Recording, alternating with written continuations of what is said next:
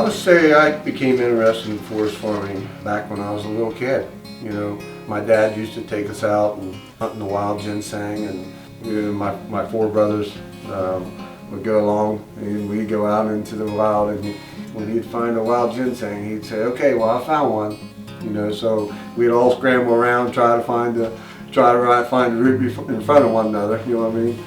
You know, we'd always bring the seeds in the rootlets home, and we planted them under a grape arbor. You know, the grape arbor was actually shade, so we grew it right here in the town that I grew up in, Friendsville. That we started raising it under the grape arbor, and then when it outgrew the grape arbor, my dad purchased this piece of property. So we moved from there. So we got too big for the grape arbor, so we moved up here, started growing it up here, and grew this out, and had to purchase a piece of property that adjoined here. So we're just moving on out to that. So I'd say that's when I got interested.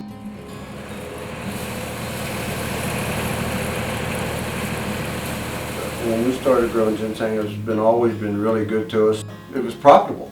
But I'd say ginseng and golden seal's the two of the primary roots that we grow. And we began forest farming as a business in the mid-'80s. We harvest the root, we sell it to the dealers. Because back then, that's all we sold to was just the dealers around, and we seen it was really profitable. So we had to hire people and to come in and dig the root that we planted, and it became real profitable. So I'd say that's when we picked it up and say, hey, this is something that we need to do and move forward with.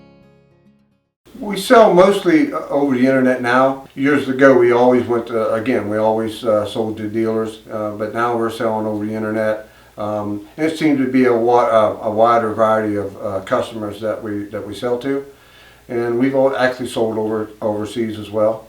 I'd say we modified our business over the years from going from front-end tied rototillers to larger tillers on the back of tractors to cultivators, and just going and trying to do it an easier way, you know, because we used to make beds, and this is a lot of work to make the bed. So we went from that to non-beds, and we even went from little cedars to little single row garden cedars to just broadcasting by hand.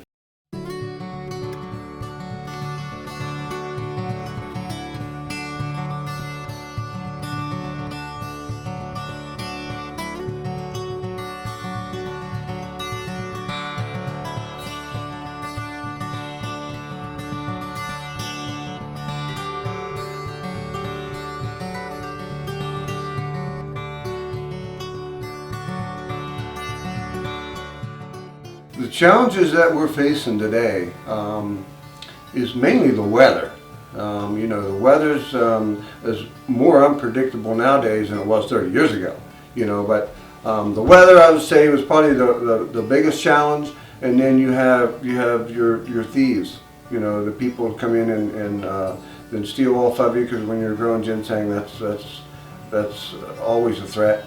You have your deer, you have your turkeys. You got your voles, you got disease. So there's a lot of challenges nowadays that we're facing that you didn't face 30 years ago, 40 years ago. Forest farming is important to me now more than ever, because the wild ginseng has become so endangered, so scarce, and you know, when we're able to grow a root very similar to wild, you know, it quite possibly can take the pressure off a wild ginseng harvest. And the other thing is that ever since Appalachian Outlaws had aired, there's been a ginseng explosion. There's more people now that's more interested in growing ginseng than ever before. And you know, and I enjoy helping people. I enjoy helping people grow. And so it's fun to me to be able to talk to people and go through some of the things that I've went through over the years, and try to express it to them to where they can become a better grower faster, where they don't have to go through all these things that I went through. It helps a little bit.